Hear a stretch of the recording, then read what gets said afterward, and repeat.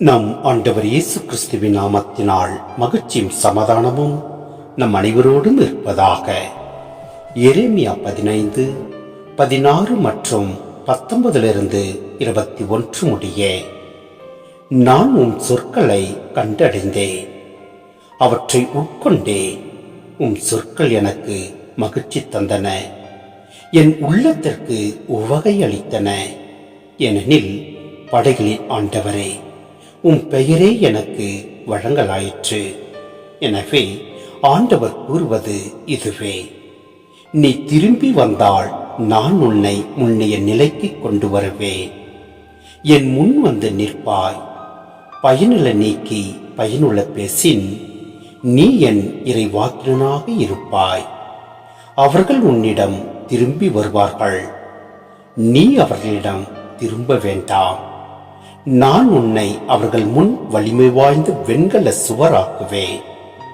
அவர்கள் உனக்கு எதிராய் போராடுவார்கள், ஆனால் உன்மேல் வெற்றி கொள்ள மாட்டார்கள்.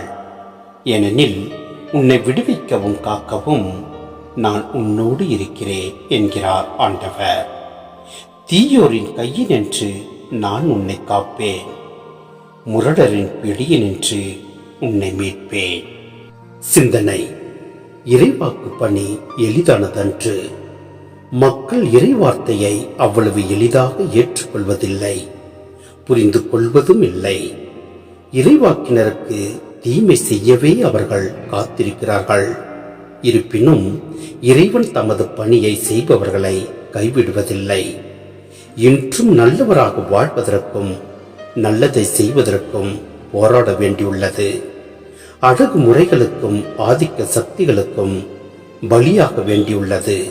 இருப்பினும் இறைவாக்கு பணியாளர்களுக்கு இது புதிதல்ல. இது பழங்கால தொட்டு நிலவி வரும் வரலாறு என்பதை இப்பகுதி படம் பிடித்து காட்டுகிறது.